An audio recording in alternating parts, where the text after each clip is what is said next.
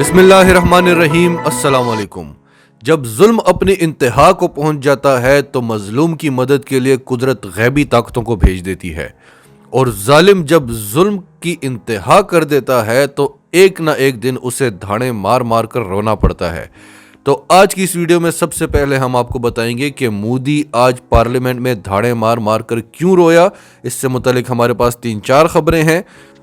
उसके बाद अगली खबर हम आपको देंगे पाकिस्तान की खारजा पॉलिसी से मुतालिक, पाकिस्तान और सऊदी अरब के ताल्लुकात से मुतालिक कि पाकिस्तान आज किस पोजीशन पर खड़ा है और सऊदी अरब आज किस पोजीशन पर खड़ा है। इस हवाले से हमारे पास 2 खबरें हैं, दोनों ही निहायत अहम हैं। पहले हम आपको बताएंगे कि पाकिस्तान ने सऊदी अरब को ऑयल रिफाइनरी प्रोजेक्ट से बाहर निकाल दिया है, जिसका सऊदी अरब पाकिस्तान पर बड़ा एहसान करता था, और सऊदी अरब की जगह पाकिस्तान एक दूसरे मुल्क को ले आया है। और उसके बाद आपको आखिरी खबर जो देंगे वो ये है कि आज सऊदी आर्मी अफसरान का एक वफ्द पाकिस्तान आया था और पाकिस्तान ने उनको पाकिस्तान में दाखिल ही नहीं होने दिया, एयरपोर्ट से ही उनको वापस सऊदी अरब रवाना कर दिया।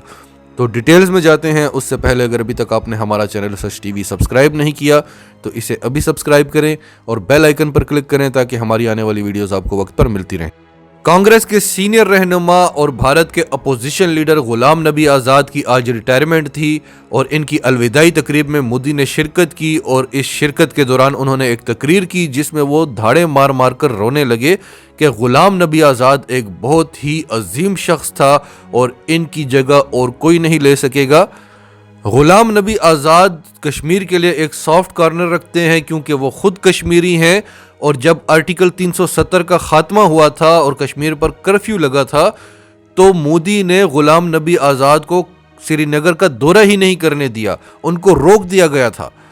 और किसी भी मुल्क का वज़ीर आज़म होता है उसके लिए सबसे बड़ा ख़तरा, उसका सबसे बड़ा दुश्मन उसका अपोजिशन लीडर होता है। और मोदी जैसा वज़ीर आज़म जिसने कानून की धज्जियां उड़ा दी हों, जिसने मुल्क का निज़ाम दरम बरम कर दिया हो, वो अपोजिशन लीडर के जाने पर इस तरह से क्यों रोएगा, ये उसके अंदर का गुबार था। इससे रिलेटेड हमारे पास 3-4 खबरें हैं, वो आपको बताएंगे और फिर आपको मोदी के रोने की असल वजह बताएंगे। जैसा कि आप जानते हैं कि कश्मीरी नौजवानों को धड़ाधड़ उनका कत्लेआम हो रहा है और उनके लिए कश्मीर से 1.5 किलोमीटर दूर एक कब्रिस्तान बनाया गया है जहां उनको दफना दिया जाता है और बताया जाता है कि ये दहशतगर्द हैं या फिर ये दहशतगर्दों के सहूलतकार हैं।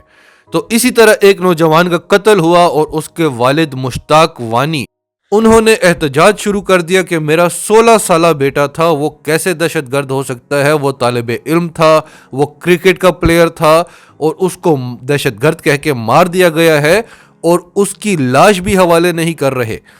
मुश्ताक वानी कब्र खोद कर बैठा हुआ है कि मेरे बेटे की लाश तो दे दो ताकि उसकी माँ को, उसकी बहनों को सुकून आए, वो उसकी कब्र पर आए, फातह ख्वानी करें। तो वैसे तो कई नौजवान हैं ऐसे, मुश्ताक वानी के बेटे के साथ भी 2 और नौजवान भी थे, लेकिन मुश्ताक वानी का कसूर क्या था कि उसने आवाज़ उठाई, उसने आवाज़ बुलंद की, एहतजाज किया, दुनिया को बताने की कोशिश की। तो मुश्ताक वानी और उसके भाई को भी गिरफ्तार कर लिया गया है कि इनसे तफ्तीश की जाएगी, ये दहशतगर्द ग्रुप का हिस्सा हैं। और बाकायदा एक कानून पास हो गया है जो दुनिया का अनोखा कानून है, जो सिर्फ और सिर्फ कश्मीर पर लागू होता है। और वो कानून ये है कि कश्मीर में पुलिस किसी को भी ज़ेर हिरासत रख सकती है 7 साल तक, यानी 7 साल तक आप उसे हवालात में रख सकते हैं, जो एक बहुत बड़ी सज़ा होती है। और बग़ैर किसी अदालत के फैसले के, बग़ैर किसी सबूतों के, पुलिस अपनी मर्जी से बग़ैर किसी मुकदमे के किसी भी कश्मीरी को 7 साल तक हवालात में रख सकती है। तो ये जुल्म की इंतहा है। फिर इसके बाद शहरियत बिल के नाम से मुसलमानों पर जुल्म के पहाड़ तोड़ने के बाद जो सिखों को तोड़ने के लिए जो किसानों वाला कानून लाया गया है, दिल्ली में जो किसान एहतजाज कर रहे हैं उन्हें भी दहशतगर्द कहा जा रहा है। और दिल्ली में ये बैरिकेड्स लगाए जा रहे हैं, ये आप देख सकते हैं, कीलें लगाई जा रही हैं सीमेंट के साथ सड़कों के बीच में। ये चाइना या पाकिस्तान का बॉर्डर नहीं है, ये दिल्ली है اور یہاں سے اگر کوئی کسان گزرے گا، اگر ٹریکٹر چڑھائے گا تو ٹریکٹر کے ٹائر برسٹ ہو جائیں گے، اور اگر پیدل ہوں گے تو غریب کسان کو یا تو لوہے کے بوٹ بنوانے پڑیں گے، یا وہ بیچارہ اگر اپنے پلاسٹک یا ربر کے چپلوں میں آ گیا تو اس کے پاؤں کے 2 ٹکڑے ہو جائیں گے۔ تو یہ اسٹیٹ ٹیررزم نہیں ہے، یہ حکومتی دہشت گردی نہیں ہے، بلکہ دہشت گرد تو وہ بیچارے غریب کسان ہیں۔ تیسرا رخ دیکھ لیں کہ کل چین کے صدر نے اعلان کیا ہے کہ کوئی بھی فوجی چھٹی پر نہیں جائے گا، کسی بھی وقت آپ کو جنگ کا حکم دیا جا سکتا ہے۔ وہ مودی جو اکھنڈ بھارت کی بات کرتا ہے، جو کہتا ہے بھارت تو صرف ہندوؤں کا ہے، جو ہندوتوا کا نعرہ لگاتا ہے، جو کہتا ہے کہ میں بھارت کو اکھنڈ بھارت بنا کر رہوں گا، یعنی چین، پاکستان، افغانستان، بنگلہ دیش، یہ سارا کچھ بھارت میں ہونا چاہیے۔ چین اس کے علاقوں پر دھڑا دھڑ قبضے کرتا جا رہا ہے، اور مودی بیچارہ ہاتھ پہ ہاتھ رکھ کے بیٹھا ہوا ہے۔ وہ جو اس کی انتہا پسندی تھی، بھارتی فوج اس کا ساتھ نہیں دے سک رہی، تو ایسے میں وہ روئے گا نہیں تو کیا کرے گا۔ پھر مودی کا واسطہ پڑ گیا عمران خان کے ساتھ، جو پاکستان کی ساری مافیا کو رلا رہا ہے۔ اس نے یورپ کی دکھتی رگ کو پکڑا، وہ یورپ کو بڑے اچھے سے جانتا ہے۔ اس نے یورپینز کے سامنے، امریکیوں کے سامنے مودی کو ہٹلر کا نام دے دیا، اور اتنی بار کہا کہ اس کے بعد امریکہ کے تقریباً ہر ادارے نے، ہر میگزین نے، یورپ کے ہر میگزین نے مودی کو ہٹلر قرار دیا۔ وہ بھارت جو سیکولر کہلاتا تھا، جو امن کا گہوارہ کہلاتا تھا، اس کو آج پوری دنیا دہشت گرد ملک کہہ رہی ہے۔ International stars Rihanna, Greta Thunberg, Jamie Margolin, Ilhan Omar, Haley Stevens, Maria Abi Habib, Siobhan Heaney, Jerry Doyle, Steve Cohen, Claudia Webbe, John Cories, Annalisa Merelli, Kyle Brook, Meena Harris, Mia Khalifa, سارے مودی کے خلاف آواز اٹھا رہے ہیں اور کسانوں کے حق میں میدان میں آ چکے ہیں۔ اور آج کیا ہوا کہ آج دا ٹیلی گراف، جو بھارت میں سب سے زیادہ مقبول اخبار ہے، اس کے آرٹیکلز کو لوگ پڑھتے ہیں، انہوں نے ایک آرٹیکل لکھا ہے، اور مودی نے جو کل ایک سٹیٹمنٹ دی تھی فورن ڈائریکٹ انویسٹمنٹ کے حوالے سے، تو آج جو آرٹیکل چھپا ہے اس میں بتایا گیا ہے فیوررز ڈائریکٹ انویسٹمنٹ۔ فیورر جرمن زبان کا لفظ ہے جس کا مطلب ہے لیڈر، اور یہ اڈولف ہٹلر کے لیے استعمال ہوتا تھا، اسے فیورر کہا جاتا تھا۔ اس آرٹیکل نے بتایا ہے کہ ہٹلر نے 1920 میں بولا تھا کہ یہودی پیراسائٹ ہیں۔ آج 2021 میں مودی کہہ رہا ہے کہ جو لوگ احتجاج کر رہے ہیں وہ پیراسائٹ ہیں، اور اس سٹیٹمنٹ کے بعد ہٹلر کا بھی زوال شروع ہوا تھا، اور اس سٹیٹمنٹ کے بعد جو آج مودی نے دی ہے، اس کے بعد مودی کا بھی زوال شروع ہو جائے گا۔ تو یہ تھی مودی کے رونے کی وجہ، ایک تو کشمیریوں کی آہ، مسلمانوں کی آہ، کسانوں کی آہ، دوسرا اس کے اندر کا غبار، اس کو رونے کے لیے کوئی بہانہ چاہیے تھا، اسے رونے کی جگہ چاہیے تھی،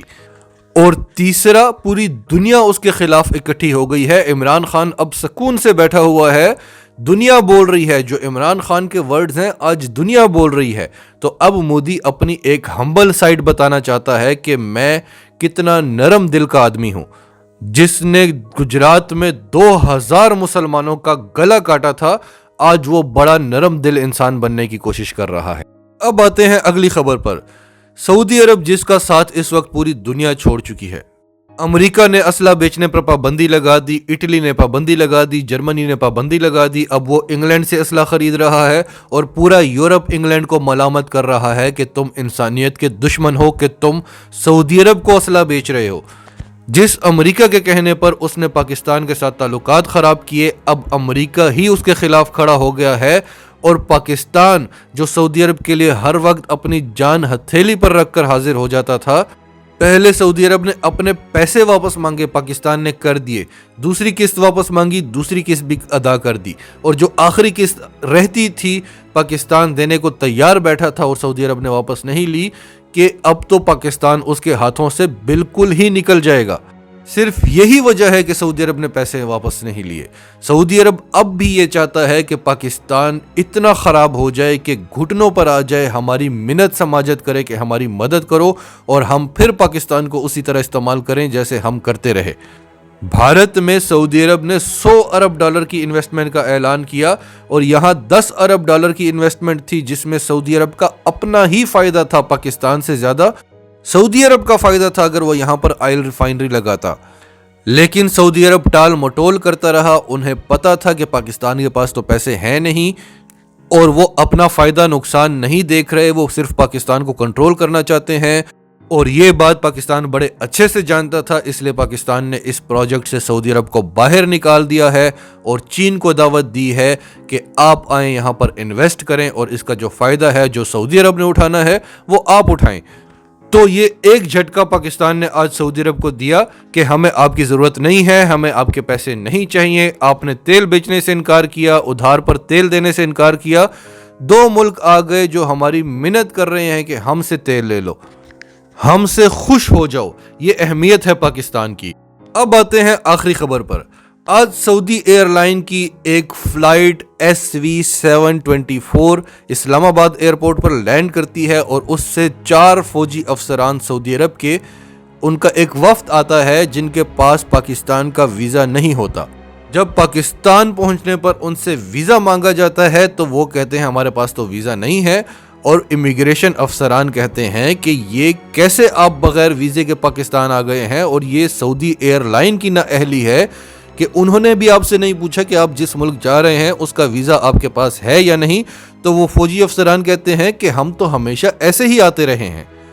تو ان کو بتایا جاتا ہے کہ یہ وہ پاکستان نہیں ہے جہاں پر ریمنڈ ڈیوس اور جو اس جیسے سینکڑوں افراد آ جاتے تھے بغیر ویزا کے، یہ عمران خان کا پاکستان ہے۔ اب نہ نواز شریف ہے نہ زرداری ہے،